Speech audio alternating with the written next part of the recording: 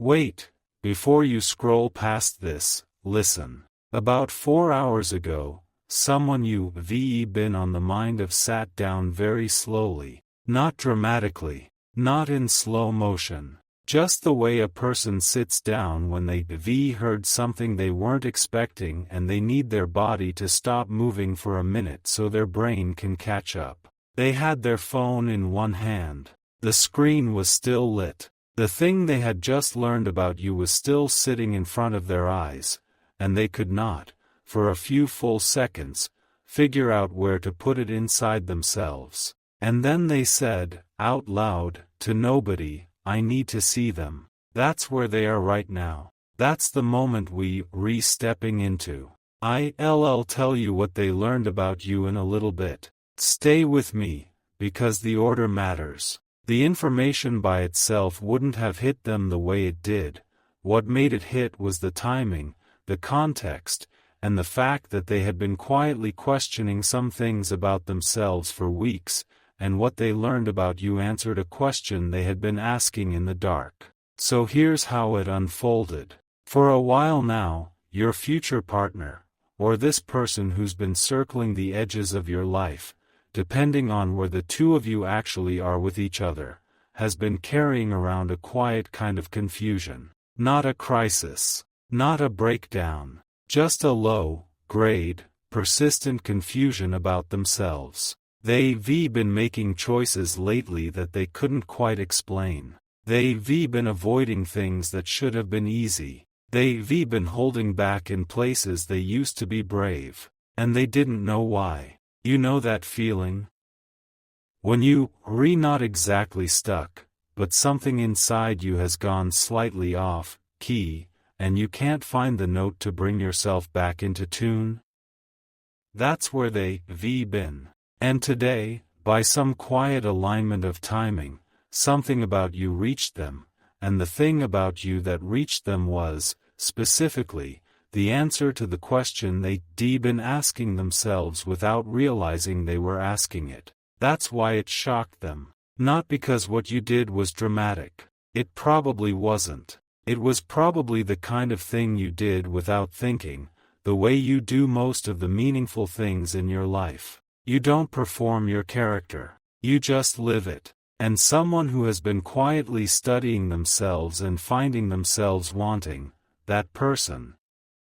Hearing about the way you handled something, the way you chose something, the way you said something, that person doesn't hear it as a fact about you. They hear it as a kind of answer. That's what happened to them today. Let me give you the shape of it. They were doing something ordinary when they found out. They weren't sitting in a chair waiting for news about you. They weren't checking your profile. They weren't looking for anything related to you at all. They were just going about their afternoon, and the information about you, whatever it was, however it reached them, arrived in the middle of an unrelated moment. That's why it landed so hard. When you braced for something, it bounces off. When you ambushed by something, it sinks in. They were ambushed. The information sank in. And the first thing they did, before any thought, was the small physical thing I told you about at the start. They sat down. Slowly. Phone still lit in their hand. Eyes still on the screen, or the message, or wherever the information had come from. Their body needed a second to absorb what their mind had just registered. And then their face did the thing. You know the look. You've seen it on people in your own life. It's the look of someone who has just had to adjust their whole inner map of someone they thought they understood. A small slackening of the features. A blink that lasts a beat too long. A breath out that goes deeper than breaths usually go. That's what their face did. If this message is finding you at the right moment, comment, I receive this love, like the video, and subscribe. There's more coming for you. Now let me tell you what they said next. After they sat down, after their face did the thing, after they had stared at whatever they were staring at for somewhere between 10 and 30 seconds, they shook their head, not a no, just a small involuntary motion, and said, quietly, I didn't know they had that in them. That was the first sentence. Then, after a pause, I had them wrong. And then, a beat later, the one I told you about at the start, I need to see them. 3 sentences. None of them planned. All of them arriving in their voice before their composure could catch up. The kind of sentences a person says when something has just bypassed every layer of their guarded self and gone straight to the part of them that doesn't lie. I didn't know they had that in them. I had them wrong. I need to see them. That's not a flattering reaction. It's a humbled one. There's a difference. Flattery is about you. Humility is about you. Humility is about them, finally registering something true about you that they should have been seeing all along. That difference is the whole point of this video. Have you ever had someone realize they had you wrong?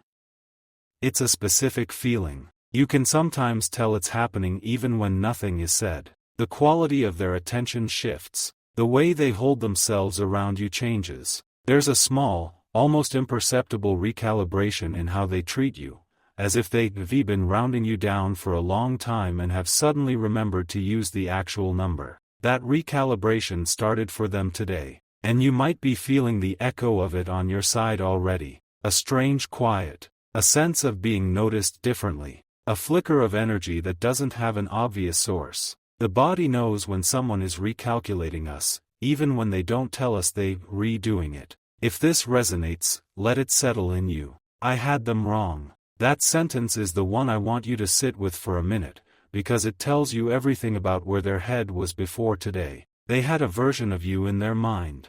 A working version. A reasonable, decent, useful version that let them interact with you without having to fully reckon with you. The version was not insulting. It just wasn't accurate. It was a sketch when you are a portrait. It was the outline of you, not the substance. And as long as they had that sketch in their head, they could keep things between the two of you at a manageable temperature. They could like you a normal amount. They could think about you in moderate doses. They could keep their distance comfortable. The sketch made it bearable to hold back. Today, the sketch tore. And underneath it was the real you, fuller, deeper, more substantial than they had been carrying around. And the real you is not a person you can hold at a manageable temperature. The real you is a person you have to actually decide about. The real you doesn't fit in the sketch anymore. That's why they want to see you. It's not that something physical changed. It's that the dimensions of you, in their mind, just rearranged themselves, and they need to be in your presence to confirm that what they just realized is actually true. Why have I been seeing them so small? That was the first intrusive thought, and it didn't whisper, it landed with the weight of a person being honest with themselves. For the first time in a while, why have I been seeing them so small? Because here's what they understood, in the seconds after the information about you sank in, they hadn't been seeing you with the level of attention you deserved. Not because they didn't care, not because they were a bad person, but because it's easier to keep someone in a smaller mental shape than to do the work of actually seeing them in full. The smaller shape is portable. The smaller shape doesn't demand anything from you. The smaller shape lets you keep your own life uninterrupted. The full shape is harder. The full shape requires you to make room. And they had been avoiding making room. That's the part they had to admit to themselves today, sitting there with their phone still glowing in their hand, replaying what they had just learned about you. Now I want to take you through the second thing that happened, because this is where it stopped being internal and became something they were actually going to act on. About 2 hours after the initial shock, after they had paced for a while, after they had made themselves something to drink they didn't really want,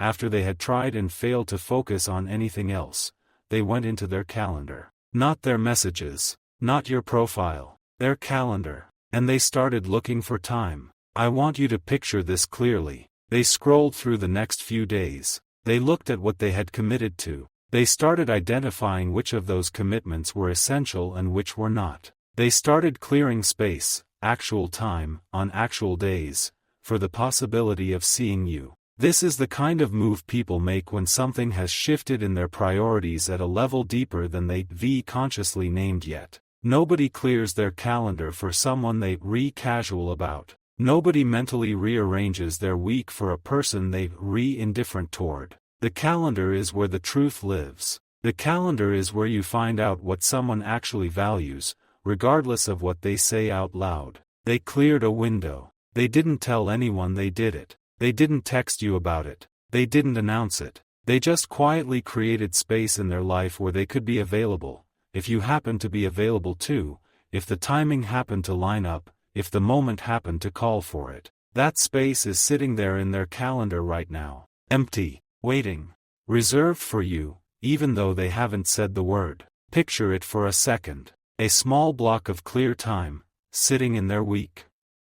Surrounded by everything else they committed to. Nobody else knows it's there for you. Nobody else would understand its significance even if they saw it. It looks, from the outside, like an empty hour. From the inside, it's a door that's been propped open for a person who doesn't yet know they're being waited for. That's what's sitting on their schedule tonight. That's the move that confirms the realization was real. That's the second crack. Because clearing time for someone is the most honest thing a person can do without saying anything. Time is the resource we are most stingy with. Time is the thing we lie about most often. I am too busy. I couldn't find a window. Things have been crazy. When somebody actually moves their time around for you, that's the truest signal you ever get from them. They moved their time today. For you. Quietly. Without telling anyone.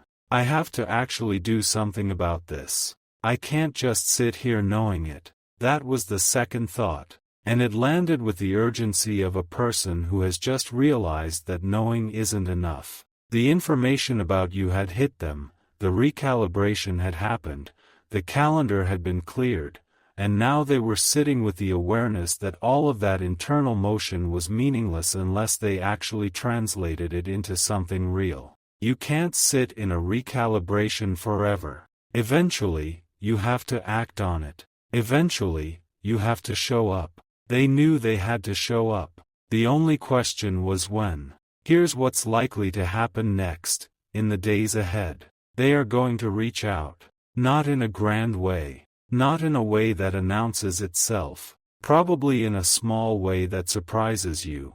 A message that doesn't quite match the rhythm of how the two of you have been communicating lately. A question that goes slightly deeper than the questions they usually ask. A request to see you, framed casually enough that you might not even notice it's the first move it actually is. Watch for that casual framing. That's how people who are nervous about wanting something disguise the wanting. They make it sound offhand. They make it sound like it just occurred to them. They make it sound like it would be no big deal either way. But the move itself is the giveaway. The fact that they're remaking it at all is what matters, not the tone they wrap it in. And when they see you in person, in whatever form that takes, they are going to be looking at you differently. Not staring. Not weird. Just looking with the kind of attention you give a person you just realized you been underestimating. You feel it. You may not be able to name it in the moment, but you feel it. There will be a small heaviness to the way they meet your eyes. A slight slowness to their movements around you. A more careful pacing to the things they say. They will be measuring you in real time against the new version of you they have in their head, and they will be quietly amazed every time you confirm it. Because the thing they just realized about you is going to keep confirming itself. Every interaction will be evidence. Every small thing you do without thinking, every kindness, every honesty, every flash of substance, will land for them in a way it didn't before. The same gestures they used to register as nice are going to start registering as remarkable. The same comments they used to register as pleasant are going to start landing as wise. None of that is going to be a performance on your end. It's going to be the same you, finally being witnessed by someone who has tuned the dial all the way in. That's the difference attention makes. That's the difference a single moment of being seen accurately can make in the way someone responds to you for the rest of the time you know them. Have you been feeling something coming? A sense that someone is about to show up in your life with a different kind of attention than they've shown up with before? A sense that a conversation is about to happen, or a moment is about to land, that's going to be heavier than what you've been used to? That's not in your head. That's exactly what's coming. I want to give you one more memory that resurfaced for them today. Because once the initial shock had passed, their minds started doing what minds do, going back through every previous interaction with you and reading it through the new lens. A specific memory came up. It was a moment, somewhere in the not too distant past, when you had done a small thing in their presence, or said a small thing, or made a small choice they had been there to witness. At the time, they had registered it as just a thing you did. Pleasant, fine, unremarkable. Today, with the new information about you in their hands, they replayed that memory. And they realized, this time around, what you had actually been doing in that moment. What kind of person makes a choice like that? What kind of integrity it requires? What kind of inner steadiness underpins Samyan? Who handles things the way you handled that? They had been in the room when you'd shown them who you were. They just hadn't been looking carefully enough to see it. That memory came back to them tonight with a different weight than it had carried the first time, and they sat with it for a while, embarrassed at how much they had missed. How many other times has this happened that I didn't catch? That was the third thought, and it was the one that humbled them most. Because once you start counting the moments where you underestimated someone, the count tends to keep going. You realize there's been a pattern. You realize you've been doing it for longer than you thought. You realize that the person in front of you has been quietly being who they are for a long time, and you've been registering only the surface. That kind of humility is rare in people who are used to being right about their read on others. They were sitting in that humility tonight. There's a line that came to mind while I was sitting with this for you. It says, "He who has eyes to see, let him see." I am not bringing it up to be preachy. I am bringing it up because that's what happened today. The eyes finally opened. The capacity to see you accurately finally arrived. And once a person's eyes have opened on someone the way theirs opened on you today, they don't close again. The seeing doesn't reverse. That's why this matters. So here's what I want you to take with you when this video ends. You don't have to perform any of this. You don't have to suddenly become more impressive, or more visible, or more present in any deliberate way. The thing that triggered this whole shift was you being who you naturally are. The whole architecture of this moment was built on your ordinary self doing its ordinary thing without trying to be noticed. Keep doing that. Keep being who you are without performing it. Because the more you keep being yourself, the more they will keep confirming the new version of you in their head, and the more confirmations they get, the more momentum this whole thing builds. You don't need to force this. Just feel it. What's happening on their side is the kind of inner shift that doesn't reverse. They are not going to go back to seeing you small. The seeing is permanent. The recalibration is locked in. The next time you and they are in a room together, the version of them that meets you will be a version that has finally tuned in. You'll feel them tune in. You won't have to ask. Stay soft. Stay open. Stay grounded. You have been doing the slow, invisible work of being yourself for a long time. You have been letting your character show up in the ordinary places where most people aren't watching. You have been making the small good choices that don't get applauded, the quiet honest moves that don't have audiences. Today, someone saw one of them, and what they saw was enough to rearrange the way they see you forever. That's the gift of being substantive in private. Eventually, somebody catches a glimpse of who you actually are when you not performing, and once they do, they understand what they dealing with. Once they do, they want to be near you in a way they didn't know they wanted. That's where they are right now. That's why they cleared the calendar. That's why they said I need to see them. If you felt this shift too, you already understand. You've been feeling someone come into clearer focus on you. You've been feeling the air get a little denser around your name.